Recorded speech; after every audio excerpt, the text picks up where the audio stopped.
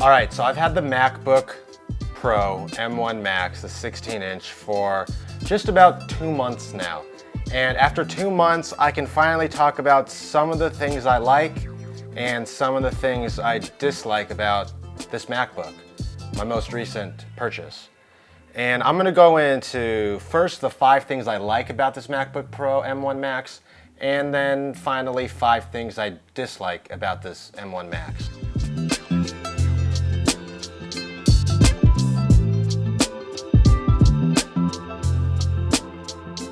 So make sure you hit that like button, hit that subscribe button. It helps the algorithm, helps me out, and let's get started with this video. So the good. The first thing I want to talk about is the ports of this new MacBook. We went with the touch bar a while back. We lost a lot of the ports. We went away from USB-A and had strictly USB-C, and this is the first year that we're back with one MagSafe.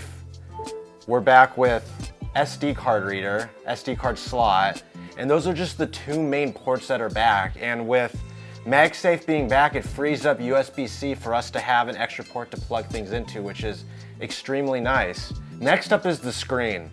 I heard the screen on this was good, this 120 Hz ProMotion display, but until you use it, you don't really know how smooth it is. And the smoothness is something you see in the iPhone, you see in the Pro models of the iPhone, you see in the Pro models of the iPads.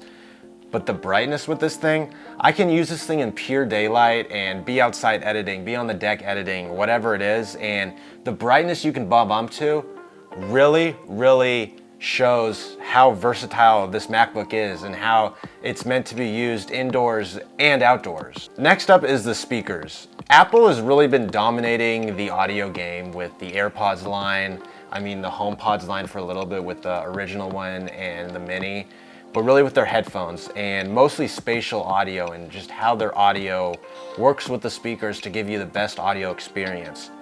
And this MacBook is no different. The audio on this thing is absolutely phenomenal.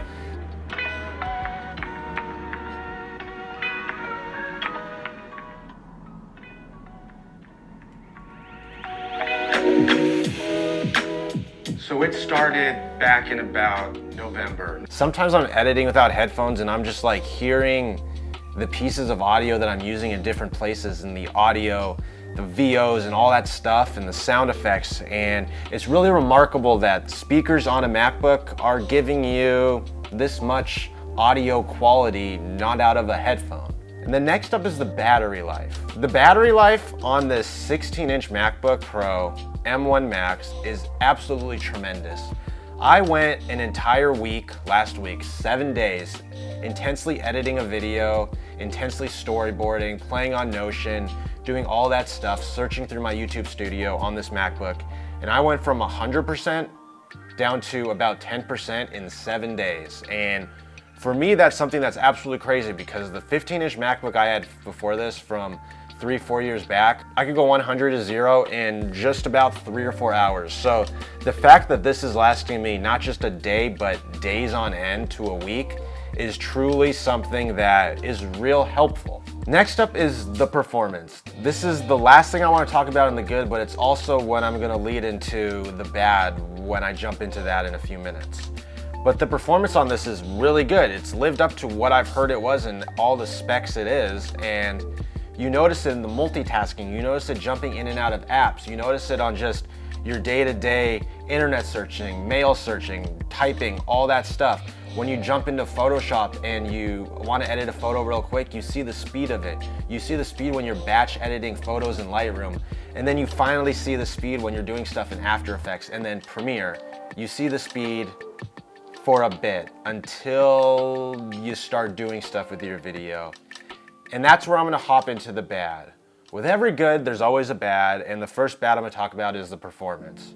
I spoke on the good, and the bad about the performance is really the fact that this computer works great for everything but Adobe apps.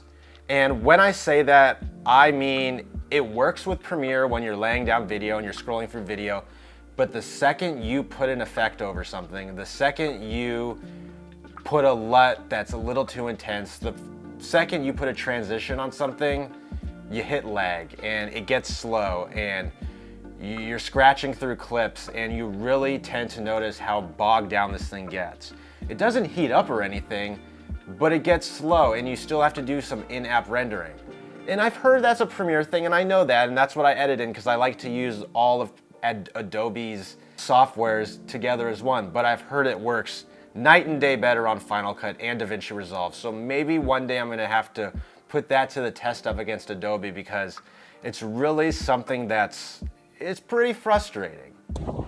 So I switched to DaVinci Resolve. I'm trying it out, trying out the free version right now, and so far I'm really liking it, and I might seriously consider switching over to DaVinci.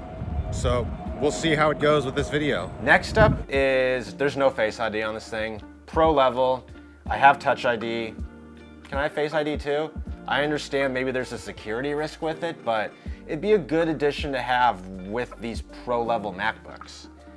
Next up's the webcam. I had to webcam all day for something and use the webcam in this thing, the 1080p webcam. And it's not the greatest webcam. And we know it's not the greatest because, I mean, with the newest Mac update, there's an attachment that you can hook on this thing to use your iPhone, which is just a much, much better camera. So I think when you're paying the price of this and when you're paying for this pro level device, I think the webcam and the quality in that webcam is something important. I mean, we have it in the iPhone, so let's try to move it over to the MacBooks. But that's some of just the things inside of it. The weight and thickness is something that you notice how heavy and thick this thing is. When it's docked on your desk or if it's docked in your lap and you're editing and you're just going away, you don't really notice it because the screen size really makes up for it and the thickness is sort of nice.